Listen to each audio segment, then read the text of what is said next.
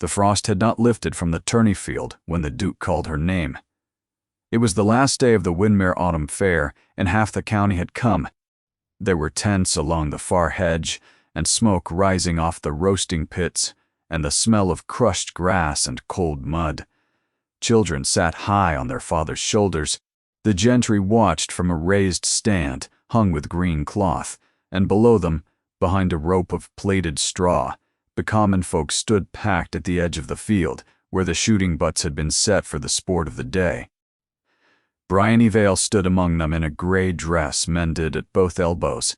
She had come to sell her mother's honey, not to be seen. She kept to the back of the crowd, near the hedge, where the wind was worst and the notice was least. She had spent 5 years learning how to stand where no one looked. Then a voice carried clean across the field. "The girl in gray veil, is it not? Come forward." She did not move at first. She thought she had misheard. But the people around her had already gone quiet, and the quiet spread outward in a widening ring. And she understood that she had not misheard at all. The Duke of Windermere stood at the rail of the stand. He was young to hold the title, dark-haired, straight-backed, with a face that told you nothing it did not choose to. A thin lord in yellow leaned at his shoulder smiling, plainly enjoying the sport of a thing that had not yet happened. Well, but it was the Duke who had spoken. It was the Duke who knew her name, and Bryony, searching that still dark face across the length of the field, could not for her life think how a Duke had come to know the name of a honey seller from Cranmore. "They say your father could split a willow wand at 80 paces, the Duke said. His voice was even. It reached every corner of the field without seeming to rise. "Let us see what he taught his daughter. Give her a bow." A servant came down from the stand. He carried a long bow of pale yew and a single arrow, and he held them out across the rope. The crowd loved it already. She could hear the first laugh starting, low, the way laughter starts before it is sure of itself. A farmer's girl in a mended dress handed a nobleman's bow before the whole county. They knew how this went. She would draw, and the string would beat her arm raw, and the arrow would fly 10 feet and drop, and they would laugh, and the great folk on the stand would laugh, and it would make a fine tale for the alehouse. Bryony took the bow. The moment her hand closed on the grip, something changed in her face. Anyone watching closely would have seen it. She looked down at the wood. She turned it a half-turn in her hand. She found the small mark cut into the yew above the grip, worn smooth by a thumb that was not hers, and her breath stopped in her chest. She looked up at the Duke. She looked at him for a long moment, and the whole field waited. Then she took the arrow in both hands, and she broke it across her knee. The snap was loud in the cold air. She let the 2 halves drop into the mud. She laid the bow down on the grass gently, the way you set down something living. And she turned and walked back into the crowd without a single word. For the length of one breath, no one understood what they had seen. Then the field made a sound. It had not made all day. It was not laughter. The laughter had died in their throats. It was a murmur, low and uncertain, that began at the rope and rolled back through the crowd and up toward the stand. People leaned to one another. What did she do? Did you see it? She broke the arrow. Why would anyone break the arrow? Bryony walked back the way she had come. The crowd parted for her without being asked. She did not hurry. She did not look down. She had gone pale, but her chin was level and her eyes were dry, and she moved through the whispering like a woman walking through rain, as though it fell on her and did not quite touch her. Her mother met her at the edge of the throng, her hand shaking. "Bryony," she whispered. "Child, what have you done?" "To a Duke, in front of the whole county." "Nothing," Bryony said quietly. "I did nothing. That is the truth of it. I did nothing at all." She took her mother's arm. "We are going home. There was one man in that field who had not murmured with the rest." He stood near the second butt, an old man with a Fletcher's knife worn thin in its sheath, and hands gone spotted with age. His name was Odell. He had strung bows for 2 dukes before this one, and he had watched the whole thing with his mouth pressed shut. The others had seen a peasant girl spared a beating from a bowstring. Odell had seen something else. He had seen the way her hand closed on the grip, not clumsy, not afraid, but certain, the thumb settling at once into the worn place as though it had lived there its whole life. Odell had watched 10,000 arrows leave his own hand, and he knew that habit in another the instant he saw it. That girl had not been rescued from a humiliation. She had refused one. Whatever else was true, the old Fletcher would have staked his knife on this much. The woman in gray could have put that shaft through the very center of the gold, and she had chosen the mud instead. He said none of it aloud. He was an old man, and he had learned long ago when to keep still. But he watched her go, and he turned the spoken name over in his mind. Vale.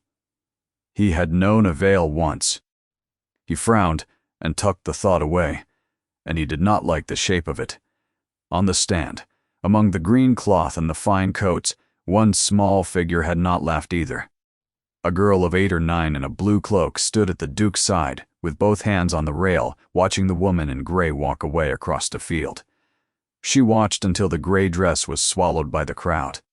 Then she tugged the Duke's sleeve and asked him something, low, and whatever it was, he did not answer her. The Duke of Windermere had not moved through any of it. The Lord in Yellow was speaking fast at his shoulder, still smiling, though the smile had gone thin. "A madwoman," the Lord was saying, "or a simpleton. Your Grace, pay it no mind. It is nothing. It is, be quiet," the Duke said. He said it without heat. The Lord in Yellow shut his mouth. The Duke looked out at the field, at the broken arrow lying in the mud, and the pale bow lying in the grass beside it. And then he did a thing no one on that stand expected, a thing the alehouses would tell of longer than they told of the broken arrow itself. He came down. He walked to the steps and down them and out onto the common field in his fine dark coat, and the crowd fell back from him in astonishment, and he crossed the wet grass alone. He bent. He picked up the bow with his own 2 hands. He turned it over. He found the mark cut into the U above the grip. And the Duke of Windermere, who had not so much as blinked when he ordered a woman shamed before the whole county, went utterly still there in the mud with the eyes of 1,000 people on his back. The mark was small. A stranger would have missed it or taken it for a scratch. It was a shape cut into the U above the grip and rubbed soft by years of a bowman's thumb, a narrow valley between 2 hills, and above it a single star. The Duke knew it, the way he knew his own name. He had grown up in a house where that mark hung on the armory wall above the finest bow in 3 counties. It was the mark of Emrys Vale.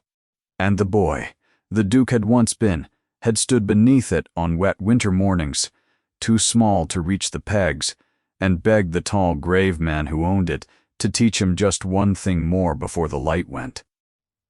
Emrys Vale had been master bowman of Windermere when the Duke was a child.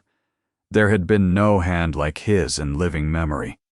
He could do things with a bow that people spoke of, the way they spoke of small miracles, take a swallow off a fence rail at 50 paces, drive an arrow through a ring the size of a wedding band, and never touch the sides. He had taught the old Duke himself to shoot in his day, and then had lived long enough to close the old Duke's son's 6-year-old fingers around his first bowstring, and stand behind him in the frost and murmur the only rule that mattered. Breathe out before you loose. Let the shot leave on an empty breath. The Duke had never forgotten it. He had never once since drawn a bow without hearing that low voice at his shoulder. And then, 5 winters passed, something had happened in the East Woods that the House of Windermere would not speak of, and Emrys Vale had been turned out of the great house in disgrace, stripped of his place, stripped of his name. He had died that same hard winter in a cold cottage at Cranmore, his debts unpaid and his door shut against the house that had once prized him above gold, and they had buried him in the corner of the churchyard where the parish hid the ones it was not proud of. The Duke had been far in the north when it happened, 3 counties away at the King's Wars, and he had not come home until the following spring, to a fresh grave, a tidy verdict, and an armory with the master's peg standing empty. He had asked, that first month home, what had become of Vale. He had been told a clean, terrible story, and told it by people he had no reason yet to doubt, and he had let it stand because grief is lazy, and a clean villain asks nothing of a grieving son. The finest bow in the county had been taken down from the wall and shut in a chest, and not one soul at Windermere would say more than the story aloud. He turned that bow over now in the mud of the tourney field, with half the county staring at his back and the broken arrow at his feet. He had not chosen it by chance. He had gone to the armory himself before dawn, unlocked the chest with his own key, and named this bow and no other to the servant who carried it out. He had put Emmersvale's own bow into Emmersvale's daughter's hands in front of the whole county, and told her to shoot for their amusement. The crowd believed they had watched a duke humiliate a peasant girl for sport. It was the easy reading, and the county has always preferred the easy reading. They had watched something else entirely. They had watched the opening move of a thing the Duke of Windermere had been circling in the dark of his own conscience for the better part of a year, a reckoning he did not yet know how to begin, with a debt he did not yet know the full size of. And not one of them, not the laughing gentry on the stand, nor the woman in grey walking the long road home to Cranmore, had the least idea what it was, or what it would cost before it was through. The road from Windermere to Cranmore ran 4 miles between bare hedgerows, and Bryony walked every step of it without a word. Her mother kept pace at her side, out of breath, glancing at her and not daring to speak. The honey had not sold.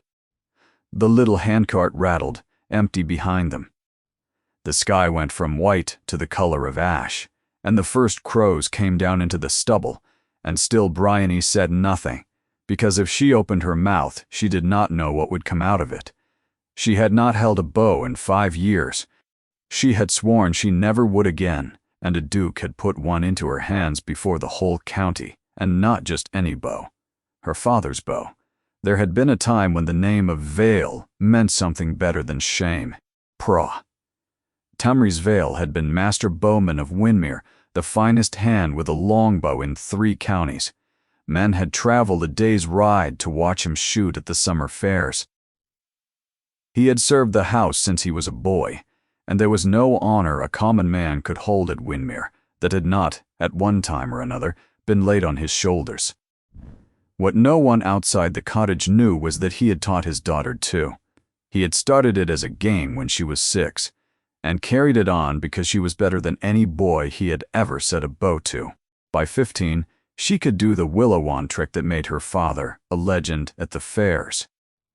By 16, she could beat him on a still day, and he had laughed and called her the best-kept secret in the county and told her to tell no one, because a girl who could outshoot grown men made enemies faster than friends, and a poor girl fastest of all. So she had told no one. It was theirs, hers and his, a thing that passed between them in the gray light of morning, and belonged to no one else in the world. Then, 5 winters ago, the old Duke rode out to hunt in the east woods and did not ride back. They carried him home on a hurdle with an arrow in his chest. It was gray-fletched. It was the kind Emmersvale fletched with his own hands. No one had seen it loosed.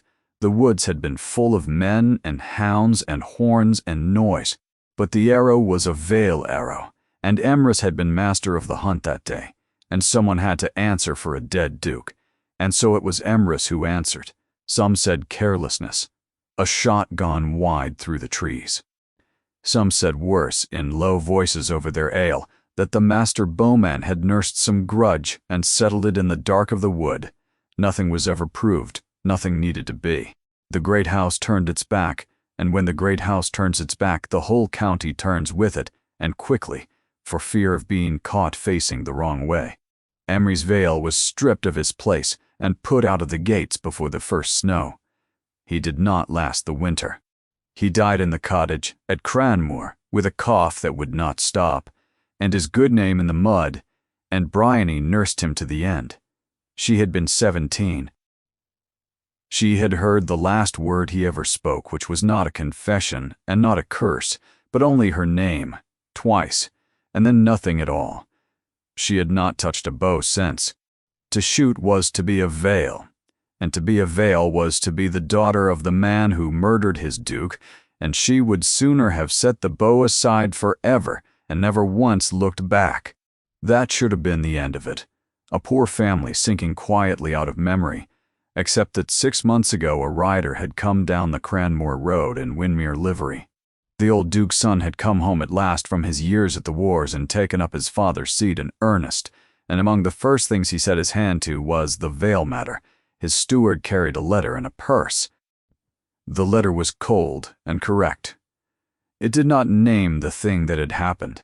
It spoke of the misfortune between our houses and of the young duke's wish to see the Vale family comfortably settled, and it offered a sum of money enough to lift them out of Cranmore forever. In exchange for nothing it was willing to write down. Bryony had read it twice. Then she had folded it, handed it back, and told the steward to take the purse away with him. Her mother had wept. The money would have changed everything. But Bryony had said it plainly, and only once. They may keep their coin. Coin says my father did the thing, and that the debt of it can be paid off and forgotten. My father did not do the thing. I will not sell them his guilt for a soft life. Tell your master that when he is ready to give me back my father's name, he may leave his purse at home and bring me that instead. The steward rode away. No answer ever came. The debts stayed. The roof went on leaking. And Bryony had let herself believe the house of Windermere had forgotten the Vales for good. She reached the cottage in the last of the light. She built up the fire. She did not eat. And late that night, long after her mother slept, she heard it through the cold dark. A single horse coming slow down the Cranmore Road and stopping at her gate. She knew who it was before she opened the door. There was only one man it could be. She did not wake her mother. She took the poker from the hearth, not because she meant to use it, but because a woman alone in the night takes what comfort iron will give, and she lifted the latch and stepped out into the cold. The Duke of Windermere stood at her gate with his horse's reins loose in one hand. The moon was up, and his breath smoked. Across his back, on a leather strap, he carried the pale bow. He did not come inside the gate. Whatever else he was, he knew the line of it. He stood on the road, and she stood in her own small yard, and the low fence ran between them like a border between two countries that had been at war so long no one living remembered the first cause of it. "It is the middle of the night," she said, "and you are a long way from your hall. Yes, people will talk, your grace, of a duke at a poor woman's gate in the dark. People talk this afternoon," he said. "They will talk whatever I do. I stopped weighing my hours by their tongues a long time ago." The wind moved between them. Somewhere off in the dark, a dog barked twice and gave it up. "You broke my arrow," he said. "It was not your arrow to give. It came from my armory." The bow did not. She lifted her chin. "You know it did not. You knew whose it was when you put it in my hands. Do not stand at my gate and pretend to me otherwise." For a long moment he said nothing. That, she would think later, was the first thing about him that truly unsettled her. Not that he lied, but that he would not. He only looked at her across the fence with a face like still water under cloud, and then he inclined his head. Once, the smallest possible admission. "I knew," he said. "I went to the armory before dawn, and took that bow from the chest with my own hand, and named it, and no other. I had it carried to the field. I meant you to take it. To shame me. That is what it was called," he said. "That is what the county saw. A duke amusing himself with a peasant girl." He paused. "You did not let them have their amusement. In 12 years of watching people do more or less exactly what I expect them to do, Miss Vale, I have not once been so wrongly answered. I put a bow in your hands to see you fail, and instead You looked at me as though I were the one being weighed and found wanting. And then you broke the arrow and laid the bow down in the grass, as gently as a mother lays down a sleeping child, and you walked away and left me standing on my own stand like a fool in front of every family in the county. He shifted the reins in his hand. I have come to ask you why. You said it yourself. I knew the bow. That is how it is. Not why. He stepped closer to the fence, and the moon caught the gray of his eyes. A woman who hated the memory of that bow would have shot the arrow badly and let them laugh and gone home the same poor honeycell as she came. A woman who loved it might have shot it well and shocked them all silent. You did neither. You broke the arrow so that it could never be shot at, all not by you, not by anyone, and you gave the bow back to the ground. I have turned it over in my mind since the moment it happened, and I cannot read it, and I am not a man who is accustomed to failing to read a thing. She held the poker at her side and said nothing. So, I will ask it plainly, he said. Can you shoot, Bryony Vale? And there it was, laid bare in the cold. She understood, standing in her own yard at midnight, that this was what he had ridden 4 miles in the dark to learn. Not why she was angry, whether she could do the thing her father had done. No, she said, your father was the finest bowman this county ever saw. He would not have let a daughter of his grow to womanhood without a string in her hand. My father is dead. His name is a curse in every alehouse from here to the coast. I buried the bow with everything else about him 5 years ago, and I have no use for it now, and none for you. Her voice did not rise, but it went hard and flat as a frozen field. You want to know if I can shoot. You want your answer so that you can do with it whatever it is you came here to do. Here is your answer. Your Grace, I will not shoot. Not for your amusement, not for your curiosity, not for your coin which you have already learned I will not take. There is nothing you can put into my hands that I cannot lay back down in the grass. Go home. She thought he would be angry. She braced for it, the way you brace for a slap you can already see coming. It did not come. Instead, the Duke looked at her for a long while in the moonlight, and something moved behind that quiet face, the smallest thing, gone before she could name it, and he unslung the bow from his back. He did not offer it to her. He set it down, upright, leaning against her own gatepost, on her side of the fence. It was never mine, he said. Whatever the county believes about your father, that bow was made by his hands, and it belongs in his house, not locked in a chest in mine. Keep it, or burn it. That much is yours to decide, and not for me to say. He gathered his reins and put his foot to the stirrup. Then he stopped, one hand on the saddle, and looked back at her across the dark yard. I was not at Windermere the day my father died, he said quietly. I was 300 miles away, with mud to my knees and the smoke of other men's wars on my coat, and I have spent the 5 years since being handed a story about that day by men who had every reason on earth to tell it a certain way. I believed it. Once I find I no longer do. He swung up onto the horse.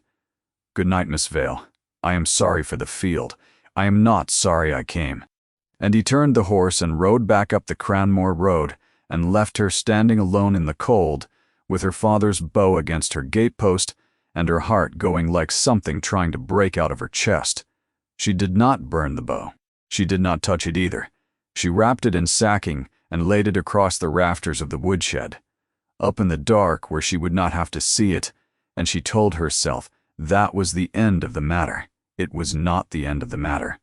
4 days later, the matter walked up the Cranmore Road on its own 2 small feet. Bryony was in the yard, breaking the ice off the water butt, when she saw the child. She was a small girl, in a blue cloak, too fine for the road, and she had walked a long way. Her hem was heavy with mud, and her boots were soaked through, and her face was white with cold. She stopped at the gate, at the very gatepost where the bow had stood, and she looked at Bryony with a directness no well-raised child of that station should have had. and she said, "You are the woman who broke the arrow." "I am," Bryony said slowly, "and you are a long way from anywhere for a girl your size. Where have you come from?" "Winmere," the child said. "I walked. Nobody saw me go." She said it with a small, fierce pride, and then, betraying herself, she shivered so hard her teeth clicked together. Bryony asked no more questions. There would be time for questions when the child was not turning blue on her doorstep. She brought her in by the fire and peeled the wet cloak off her and wrapped her in Aldith's shawl and set her small feet near the hearth and put a cup of warm milk into her cold hands, and only then, kneeling in front of her, did she say gently, "Now, what is your name?" "Elowen," the child said over the rim of the cup. "Elowen of Winmere." A pause. "The Duke is my father." Bryony went still. She had guessed it somewhere from the fineness of the cloak, but hearing it said aloud made her stomach drop all the same. She had a duke's daughter half frozen at her fire, and there was no way in the world this ended without the Duke of Winmere on her doorstep again before nightfall. "Your father will have half the county out searching for you," she said. "Let him." Elowen's small jaw set. It was, Bryony noticed, exactly her father's jaw. "He put you on the field to laugh at you, and you would not let him. Everyone laughed and you would not, and you broke the arrow and you were not afraid of him at all." The child's eyes filled suddenly, fiercely. "I wanted to see how you did it, how you were not afraid, because I am afraid of him all the time, and he is my own papa, and I did not think there was a single person in the whole world who was not afraid of him, and then there was you, and there it was, the thing beneath the thing. Not curiosity at all. A lonely child who had watched a woman stand unafraid and walked 4 cold miles to sit beside her and learn how it was done. Oh, child," Bryony said softly, "I was afraid. I was so afraid I could hardly feel my own hands. Being brave is not the same as not being frightened. Being brave is only that you do the next thing anyway, while your knees are knocking under you." Elowen considered this with enormous seriousness, the way children do when you have told them the truth, instead of the thing grown people usually tell them. Then, warmed and safe at last, she began to talk. The way a stop jug pours when it is tipped. She had not talked so much to anyone in a long while, she said, for there was no one at the hall to talk to. Her mother had died when she was 5. Her father did not say much. He had been different since her grandpapa died, quieter, and away a great deal, and shut up in his study half the night. "He goes to the East Woods," Elowen said, picking at the fringe of the shawl. "Alone. He is not supposed to. Nobody is. They say it has been unlucky ground since Grandpapa died there. But he goes anyway. And he has all the old papers out on his desk, the hunt books, from years and years ago, and he had old Tam the huntsman up to the hall 3 separate times this winter, asking him things behind a shut door, and old Tam came out each time shaking his head and looking gray." She glanced up, entirely innocent of what she was handing over. "I think Papa is looking for something. He has the look of a person who has lost something and cannot remember where he set it down." Bryony sat very still beside the fire and did not let her face change, and felt the whole shape of the last 5 years quietly come loose at one corner, like a seam beginning to give. She did not have long to sit with it. There were hoofbeats on the road, many of them, and fast, and then the Duke of Winmere was off his horse and through her gate before it had properly stopped, bareheaded, his coat half-buttoned, riding gloves crushed in one fist. He had the look of a man who had been in the saddle since dawn with his heart lodged somewhere up in his throat. "Elowen, I am here, Papa. I am quite all right. She gave me milk." He crossed the room and went down on one knee in front of the child and took her by both shoulders, and for a moment Bryony thought he would shout, the way frightened men so often do the instant fear turns to relief. He did not. He looked at his daughter's face as though he were reading a page. He had been terrified. He had lost his hand, she saw, were not quite steady. "You walk to Cranmore," he said. alone, in the cold, 4 miles. I wanted to see the woman who was not afraid of you. Something crossed the Duke's face at that. Something that hurt him plainly, that his own child should say such a thing and mean it, and he did not try to answer it. He simply drew her in against him and held her a moment. This hard, unreadable man, with his eyes shut, in a poor woman's cottage he had no leave to enter. When he stood, he had himself in hand again. But when he looked at Bryony across the small warm room, over the head of the child who had said more to her in 1 hour than she had said to her own father in a year, the look was different from any he had given her at the gate or on the field. There was no coldness in it, and no calculation, and no plan.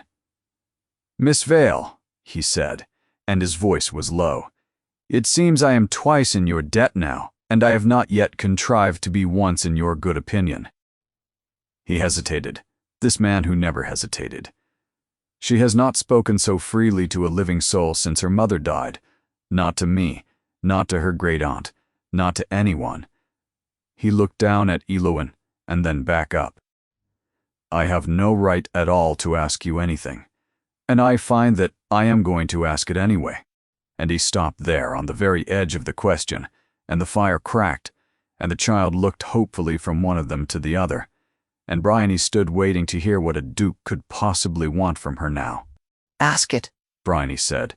The Duke glanced at his daughter, drowsy now in the borrowed shawl, her cup empty in her lap. He seemed to weigh whether to say all he had come to say in front of her, and then he asked the safe part first. "Would you let her come to you again?" "Not as a duty, when she wishes it, and only if you are willing. She walked 4 miles in the cold to sit at your fire. I would rather she came with my leave and a pony under her than went on stealing off alone." Bryony looked at the child, whose eyes were closing and opening slowly. Whatever lay between herself and this man, none of it was Elowen's doing. "She may come," Bryony said, "for her own sake." "Not yours." "For her own sake," he agreed. "I have already learned not to mistake the two with you." The fire settled. Elowen's breathing went slow and deep. And in that quiet, the Duke of Windermere did a thing Bryony had not thought him capable of. He sat down, unbidden, on the low milking stool by her hearth, a duke, on a milking stool, in a leaking cottage, and put his elbows on his knees, and looked into the fire instead of at her, and began to tell her the truth. "The letter I sent you 6 months ago," he said. "The purse. It was a coward's letter. I wrote it the way my steward advised, cold, correct, so that I need never say the true thing aloud to anyone, least of all myself. I told myself I was being generous. I was buying quiet. You handed it straight back, and I was angry for a week, and then I was ashamed, and I have been ashamed of it every day since." He turned a little toward her. "You said you would not sell your father's guilt for a soft life. I did not understand it then. I believe I am beginning to now." She said nothing. She had already learned that this was a man who told the truth into silences, and that if she filled the silence, she would stop him before he had finished. "When my father died, the news took a fortnight to reach me in the north, and another month to bring me home," he said. "I came back to a settled grave, and a verdict already made. They told me your father had loosed the arrow. Carelessness, they said, or something worse they would only hint at. It was a tidy story. It let me grieve a clean grief and hate a clean villain, and it asked nothing of me, except that I never look at it too closely." His jaw worked. "This past year I have begun to look closely. I have had the hunt books out.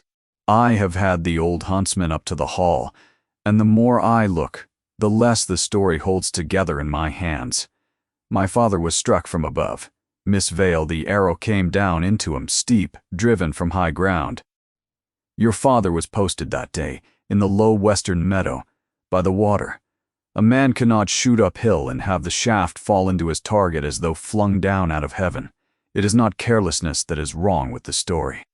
It is the whole shape of it, root and branch." Bryony's hands had gone still in her lap.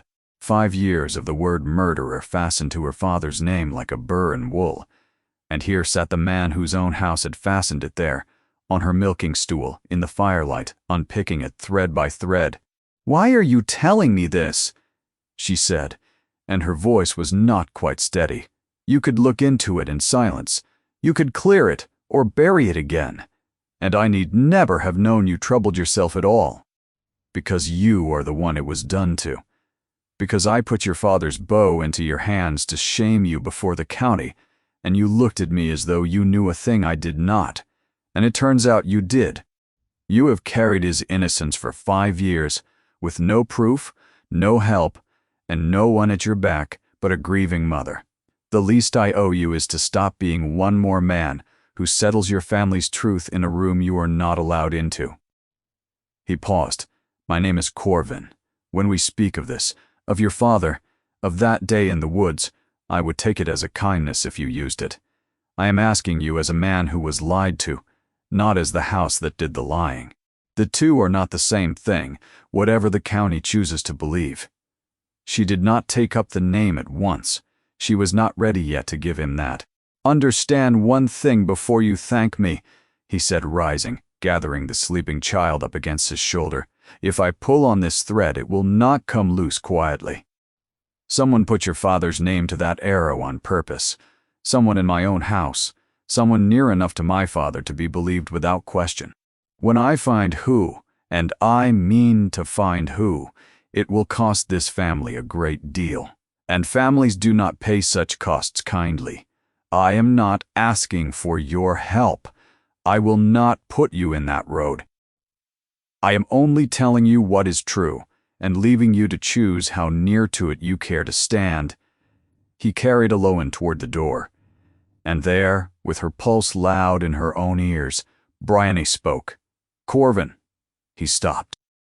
It was the first time she had used it, and they both felt it land in the room like a dropped stone into a still pool. "My father marked every arrow he ever made," she said. "Under the fletching, a notch and a nick, the veil and the star, the same as the bow. He did it so that no man could ever claim his work or lay another man's shot at his door.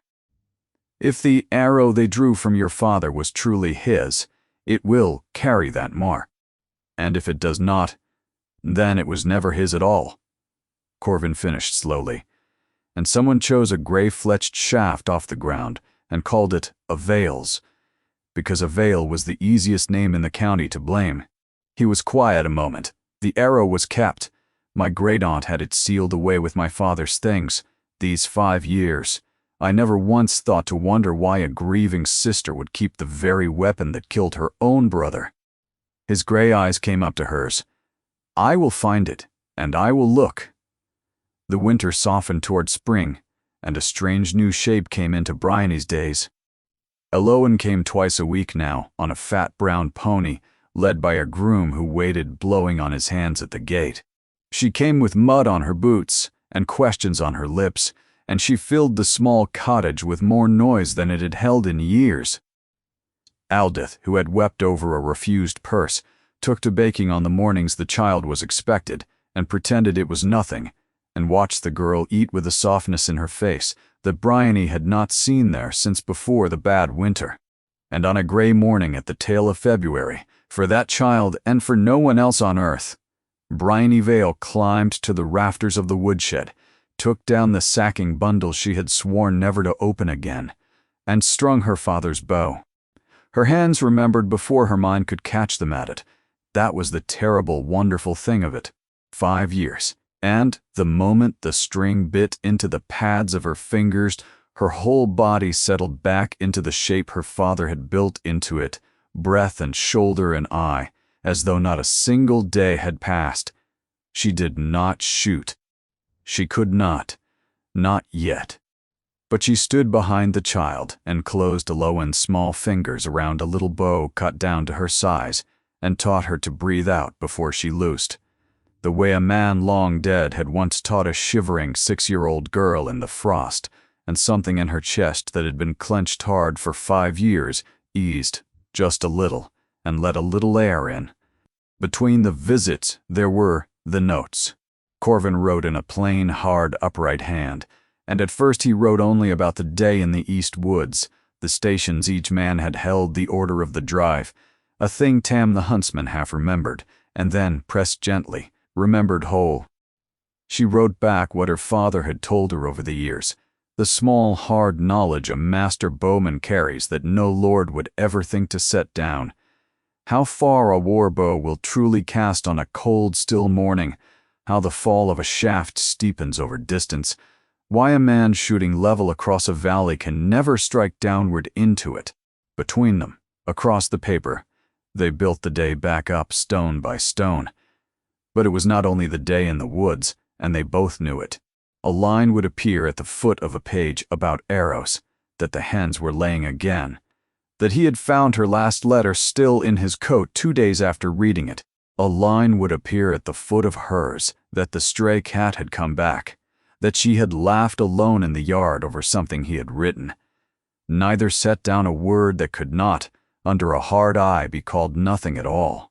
But something was rising in the white spaces between the lines, and they both felt it and both left it unnamed, because to name it was to have to answer for it, and neither yet dared. Then, on the first warm day of March, a single line came in Corvin's hand, and it was not about stations or angles. I have broken the seal. There is no mark beneath the fletching. Come and see it with your own eyes. I will not ask you to take a thing this large. On my word, alone, she went. She stood in the great cold study at Windermere, a room bigger than her whole cottage, with the arrow that had killed a duke lying on green baize on the table between them, and she took it up and turned it slowly in the light from the tall window.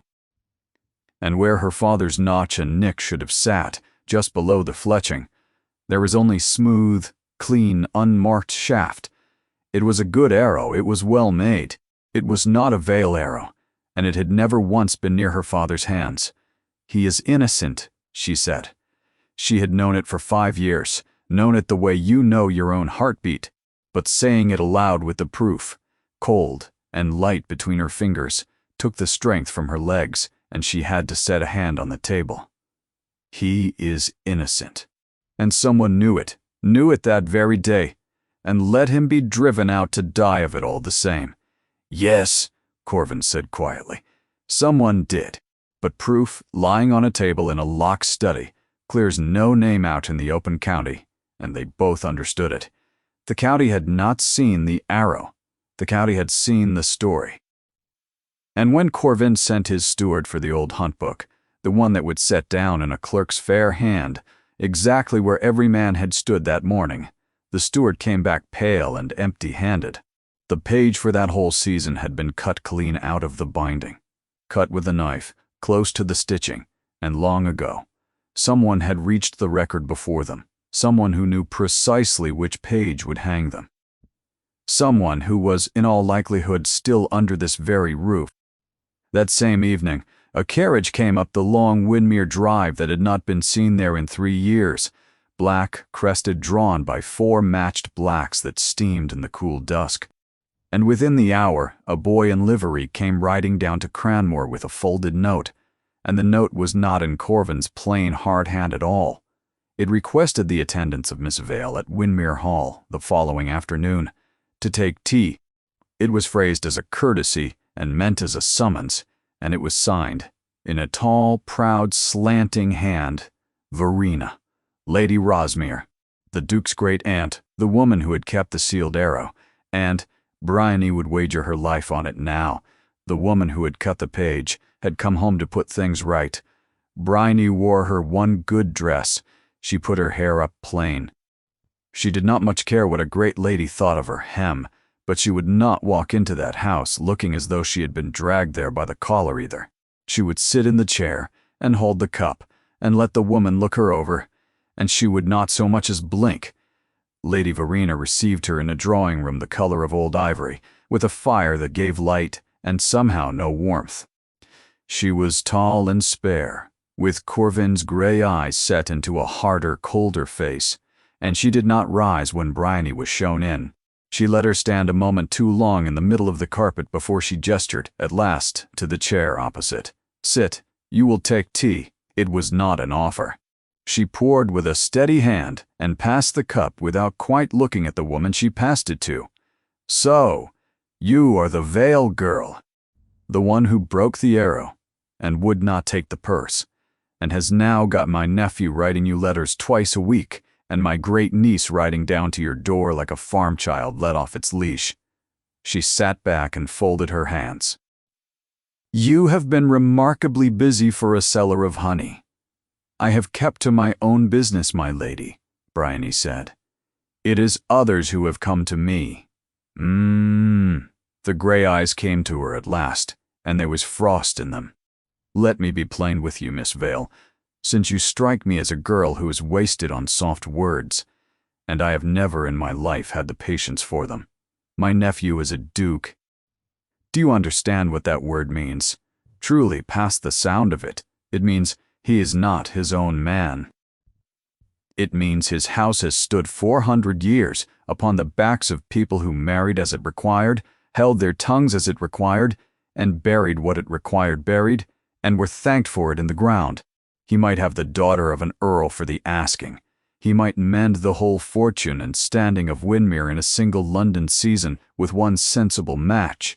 And instead he spends his winter chasing the ghost of a dead servant through old hunt books and losing his head over a girl in a mended gray dress." She set her cup down with a small, precise click. "It will not do. It cannot be permitted to do. And I think, whatever else you may be, you are far too clever a creature not to know it." "You may be right," Bryony said. The old woman blinked. She had braced herself for pleading or for defiance, and had been handed neither. "I do not know how to be a duchess," Bryony went on evenly. "I know that better than you do. I have known it since I was old enough to know anything at all about my station or his. If your fear is that I have mistaken a handful of letters for a coronet, my lady, you may set it down. I have mistaken nothing, and I have hoped for nothing I am owed." She lifted her chin. "But I will not sit in this fine cold room and be told that I am the ruin of your house, when your house is not so very clean as it likes the county to believe. May I ask you one question in return?" "You may not. Who cut the page from the hunt book?" The room went utterly silent. Even the fire seemed to hold. Lady Verena's face did not move, not a muscle of it, but her hand, resting on the arm of her chair, went white at the knuckle, and Bryony, who had spent 5 hard years learning to read the smallest tale in the smallest man across a market stall, saw it plainly, and understood in one cold rush that she had struck not at a guess, but at a nerve buried very deep. "You keep the arrow that killed your own brother sealed away in a chest for 5 years, Bryony said quietly, "and yet you take a knife to the one page in all those books that would say where every man in that wood was standing when he died. A grieving sister keeps her brother's things, my lady. She does not edit them. You did not come home in a black carriage to save this family from me. I am a honey seller in a mended dress. I could not scratch your family's paint. You came home because Corvin has begun to open old locks, and there is a thing behind one of those locks that you have held shut with both hands for 5 years, and you feel it beginning to give." She held the old woman's eyes. "I do not yet know whose name lies behind it, but I have stopped believing. It is Vale." Lady Verena rose, and for one moment the mask cracked clean across, and what showed through it was not anger at all. It was fear, an old, bone-deep, exhausted fear, 5 winters old, and beneath the fear, faint and terrible, something that was almost grief. "You foolish, reckless girl," she said very low. "You have not the smallest idea what you were pulling loose. There are truths that ruin far more lives dragged into the light than ever they did lying quiet in the dark. I buried one to keep this family whole, and I have not slept a clean night since, and I would do it again tomorrow. If you and my nephew go on digging in that wood, you will not be handed a wedding and a cleared name and a tidy ending with bells. You will be handed a scandal that swallows every soul standing near it when it breaks, him, his daughter, your mother, you. I am trying, in the only hard way I have ever known, to drag the whole lot of you back from a fire you are too young and too proud to see." She drew one long breath and set the mask back over her face, cold and whole and complete. "Go home, Miss Vale. Let the dead stay decently dead. If you have any care at all for the living people you claim to love, you will let this lie. That is the last kindness I mean to offer you. It is a great deal more than you are owed, and far more than I offered the last person who stood in your shoes." Bryony rose and set her untouched cup down without a rattle. "Thank you for the tea, Lady Rosmere. I am sorry for whatever you have carried these 5 years. I can hear that it has cost you. But my father carried worse into his grave, and I will not let him keep carrying it now that I have seen the arrow with my own hands. Good day." She walked out of the ivory room with her legs shaking and her face perfectly still. The butler showed her to the great door and would not meet her eyes. The carriage that had been sent to fetch her carried her home through the greening fields, and she did not let a single tear fall the whole way, though her whole body strained toward it. She thought Lady Verena would go straight to Corvin. She thought the letters might stop. She thought, in her lowest moment on that road, that the old woman might even be a little right, that she had set her small, bare hand against a thing far larger and heavier than her own small life. She did not yet know how right, or how wrong, or which of them would end up paying the price of it. Then the whole world went quiet. Eloan did not come that week. Her groom did not appear at the gate with the fat brown pony and his cold, cheerful face. No note came down from Winmere in Corvin's plain, upright hand. The spring went on without any of them. The hedges greened, the first lambs staggered up in the fields, the blackthorn came into white flower along the lane, and the Cranmore road stayed empty from dawn to dark. On the 4th day word drifted down to the village, the way word always does, that Lady Rosmere had swept the child off to the townhouse in the north for the good of her health, and that the Duke had shut himself up in the hall and would receive no one at all. On the 7th day came uglier word still, that a hard-faced man in the pay of Piers Rosmere had been asking questions in the Cranmore alehouse, asking who held the paper on the Vale debts, asking who owned the freehold of the cottage, asking, over a mug he did not drink, whether the widow Aldith Vale might not, all things considered, be more comfortable somewhere, a good long way off. Bryony understood the shape of it at once. There was nothing subtle in it. Stop, or your mother loses the roof over her head. Stop, or the child never crosses your threshold again. Stop, or the man behind the cold stone walls goes silent forever and lets you sink. She sat by the low fire on the 9th night with her father's bow across her knees. She had carried it in from the shed and could not have told a living soul why. And she thought that she had done a reckless, foolish thing.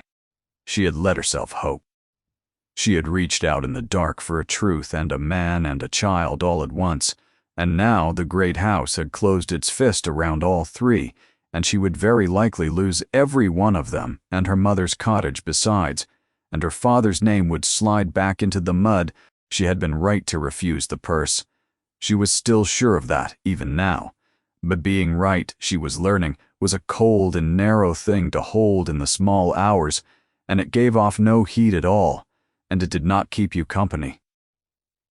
She did not sleep, and in the gray hour before dawn, she rose and dressed and wrapped the bow in her cloak, and let herself out into the wet white mist, and set off up the road toward the one place on earth she had not set foot in 5 years.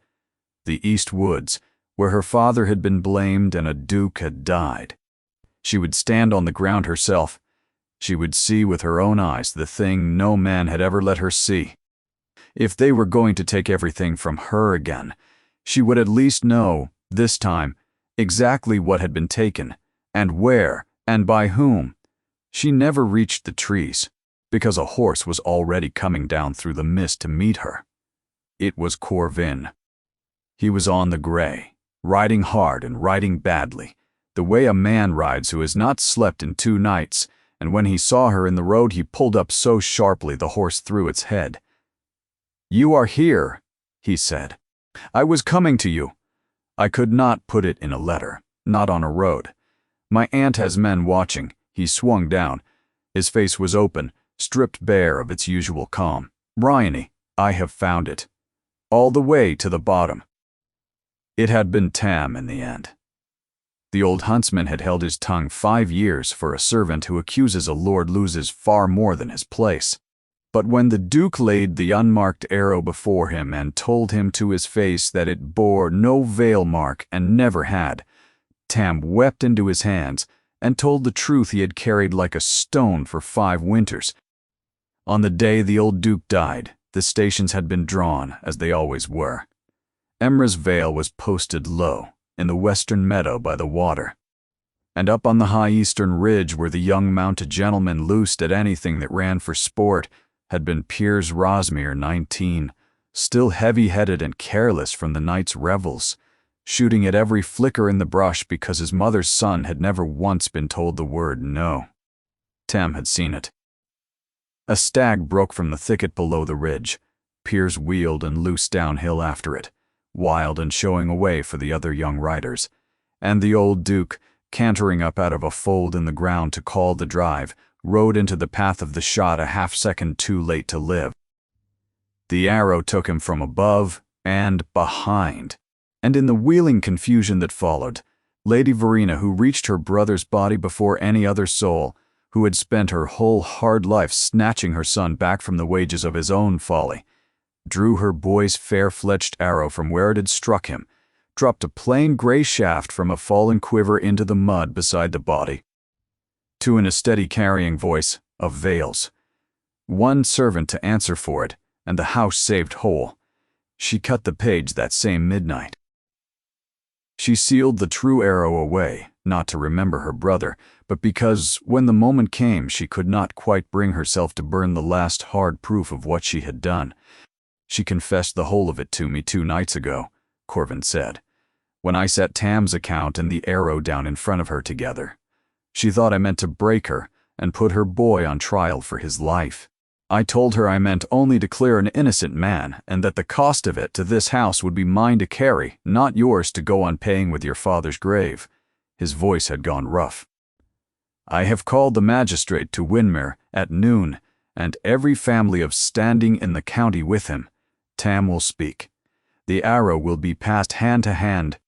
I mean to lay your father's innocence out in the open air, on the very ground where the lie was told." He stopped. "But there is a thing the magistrate will want, that neither Tam nor I can give him. He will want it shown, plainly, that no arrow from your father's low station could have struck my father as he was struck, and that a shot from the ridge could. He will want a bowman to stand where Emrys Vale stood, and prove the impossible thing. Impossible." He looked at her, and did not say the rest. He had sworn, at her own gate, never again to ask her to take up a bow. "You will not ask me," Bryony said softly. "I know. You gave me your word, and you have kept every word you ever gave me. I keep it now. I am not asking. I came only to tell you it is happening. And that, today. Before the whole county your father's name will be spoken clean. You need never touch a bow again in your life." She looked down at the cloak-wrapped bundle in her arms, the bow she had carried out into the mist before dawn without letting herself ask why. She thought, perhaps, that she knew why now. 5 years ago your family locked my father's bow in a chest because his hands had been shamed, she said. This winter you stood it against my gatepost and told me it was mine to burn or keep. I did not burn it. She unwound the sacking, and her father's yew caught the thin gray light.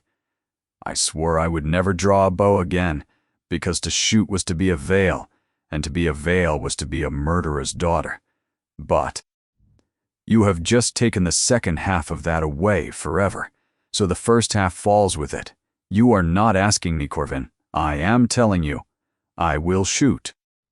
At noon, the same green cloth stand stood on the same field where a duke had once put a bow into a woman's hands to make the county laugh. The same county came, in their hundreds, for word runs faster than any horse. Lady Verena sat at the very front, gray and dry-eyed, choosing to sit in the open at the foot of the ruin she had built rather than run from it. Piers was not there. He had ridden hard for the coast before dawn, and a ship after, which the magistrate marked in his book without a word, and which spoke louder than any confession. Tam spoke first in a voice that shook at the start and steadied as it went. The arrow passed from hand to hand along the stand, and every gentleman who turned it over and found the shaft clean beneath the fletching went quiet and passed it on.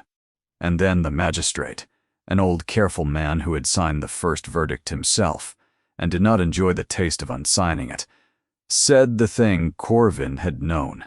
He would say that a story told in a warm room was still only a story, and that he would see the ground before he unmade a verdict 5 years sworn. So they went to the ground, the whole grave company of them, out to the low western meadow where Emrys Vale had stood and the high ridge above it. Bryony walked to the place her father had been posted, strung his bow before them all, and nocked a clean arrow, and the county that had laughed itself hoarse at her in the autumn stood now in a wide, silent ring and watched her in the spring.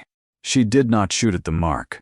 She shot for it, for the tall white mark set on the ridge to stand for the place the old Duke had died, with everything her father had built into her hands, breath and shoulder and eye loosing on an empty breath exactly as he had taught her. And the arrow rose, and climbed the cold air as far as any shaft off any bow could climb it, and could not climb enough, and fell away spent against the face of the slope a full 10 yards below the mark. From the low ground the high place could not be reached. Every archer there could see it now with his own eyes. She loosed 3 more, each flying true, each dropping short in the very same place. And with every shot, the plain impossibility of it settled deeper into the crowd, until you could feel 5 years of certainty cracking apart in the silence. Then she crossed the low ground and climbed the ridge to the place where a reckless boy of 19 had sat his horse, and she turned and set her feet and put 1 arrow clean and downward through the low mark, where the stag would have broken and passed it, into the exact patch of trampled ground where a duke had ridden up to his death.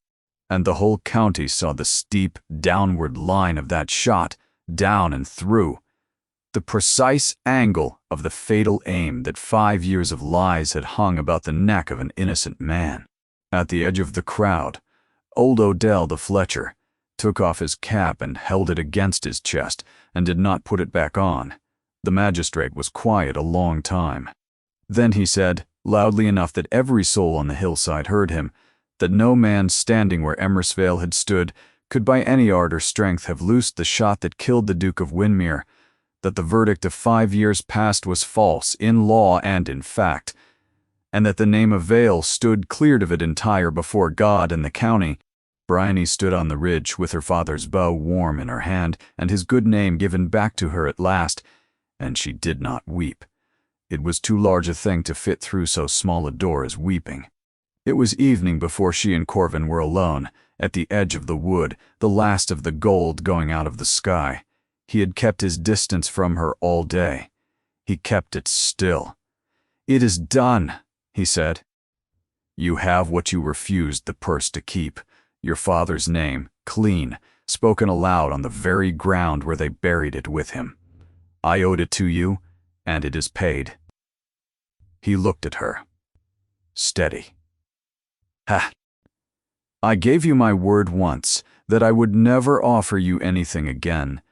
I have kept it through a whole winter that near killed me to keep. I keep it now. I have not asked. I will not ask." The wind moved through the new leaves. Somewhere a blackbird sang the day down. "Corvin," she said, "may I say something? Always. 6 months ago, I refused your purse because I would not let your house buy away my father's guilt with coin. I told myself what I refused was your charity. Standing on that ridge today, I understood I was wrong." Her voice was very quiet, but it did not shake. It was never the charity. It was being made into a thing to be handled, settled, quieted, paid off, tidied out of the way. All my life I have watched the great house move small people about like pieces and call it kindness. And I swore before I was grown I would not be moved. That is why I said no. It was never the money. She lifted her eyes to his. But you have not, in all these months, once tried to move me. You gave me the bow and let me choose to burn it. You gave me the truth and let me choose how near to stand. You gave me your word not to ask, and kept it a whole winter while I watched and wished. Heaven forgive me that you would not. He went very still. She watched him, not quite dare to understand her. You swore you would not ask, she said. So I will say it for you.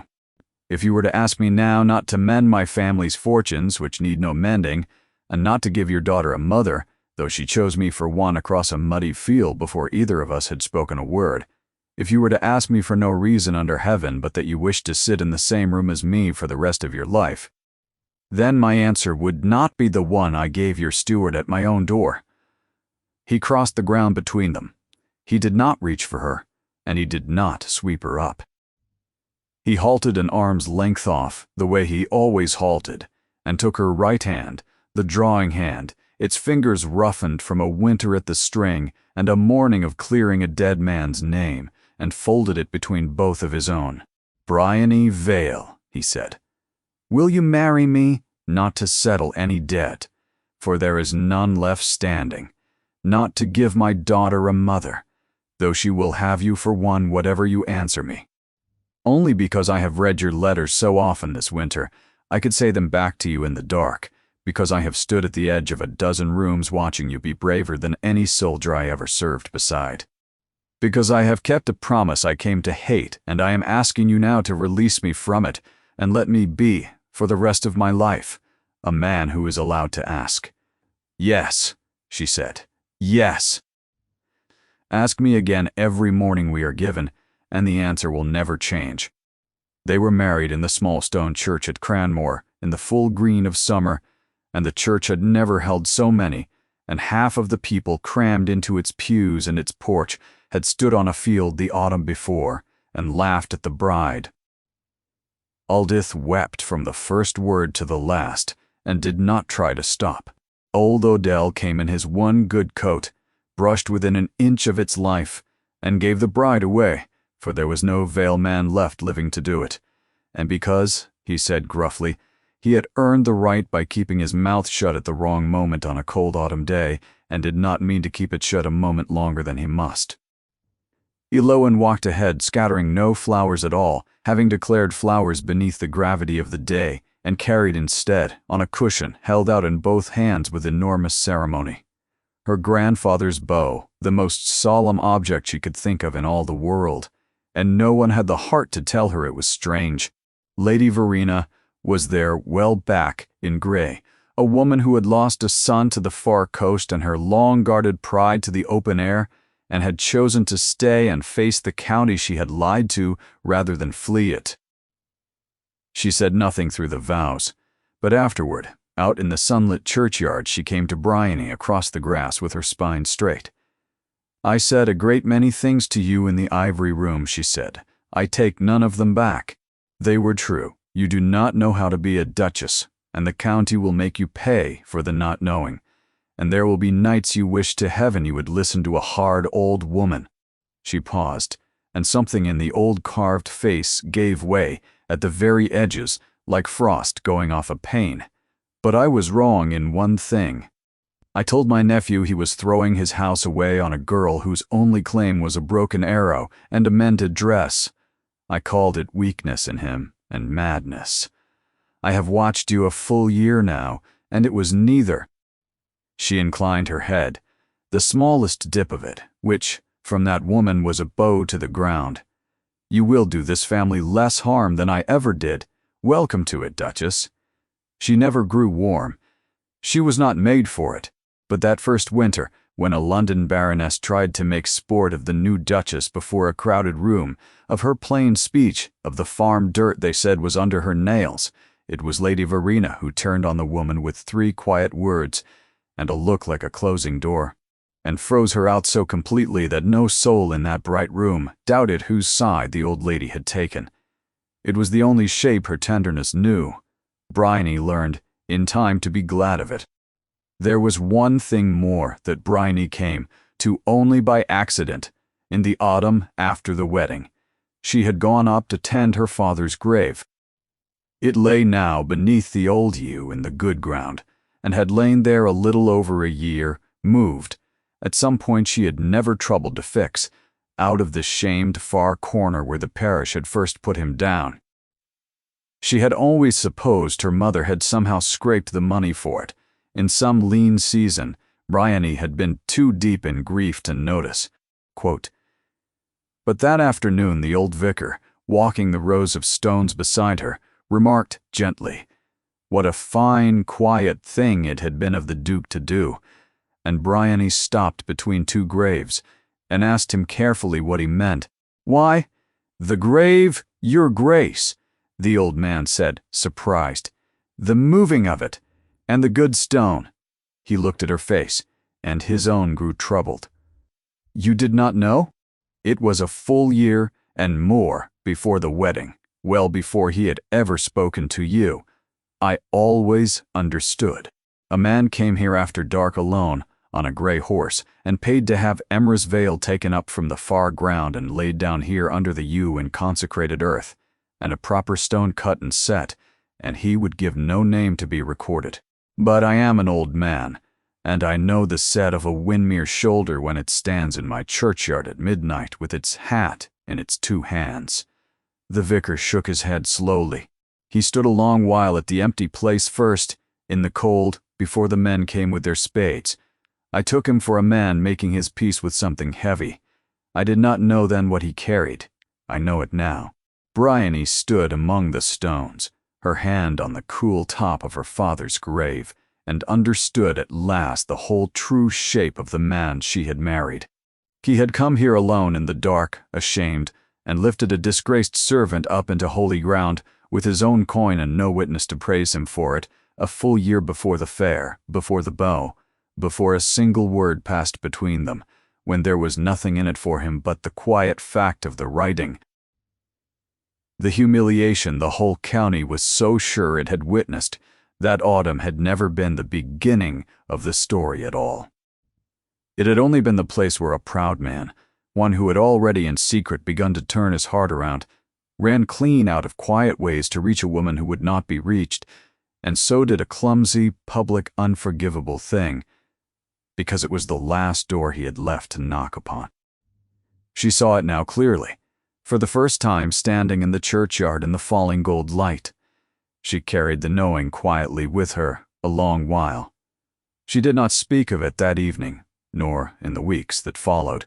She waited, without quite deciding to, until a still night deep in December, when the snow came down soft against the tall, dark windows and Elowen was long asleep in the room above, and then she set it down gently in the warm space between them. Corvin, my father's grave, under the yew. He did not look up from the book in his lap. What of it? You moved him. Before you ever knew me. Before the fair. I paid a man with a spade to move a coffin, he said. It is not the same as moving a man. You stood at the empty place first in the cold. A long while the vicar told me so. He turned a page she did not think he had read a word of, and said nothing. Corvin. She waited, without hurry, until he looked up at last, until those gray eyes came to her, carrying the same weight they had carried the night. He stood at her gate in the moonlight, steadier now and warmer, but the same weight underneath. Thank you. For a moment he only looked at her. Then, you are welcome, he said low, and after a breath, lower still, as though the word cost him something and he was glad to pay it. My love.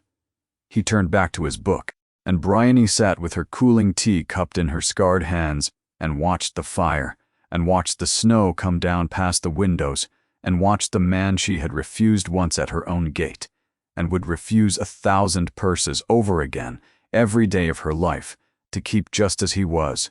Elowen grew tall, and grew brave in her own right. Bryony taught her the willow wand trick out under the yew where Emrys lay, the two of them shooting through the long light evenings of summer.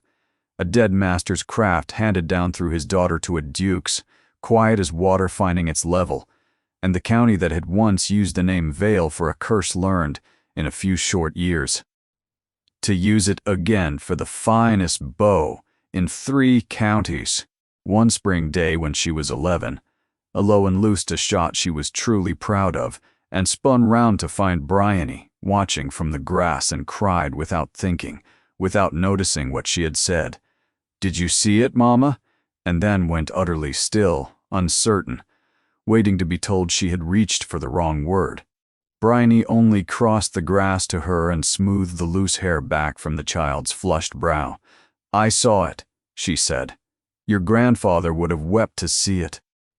And from that day the girl was Mama, and no one ever again heard Aloan call her by any other name in the world.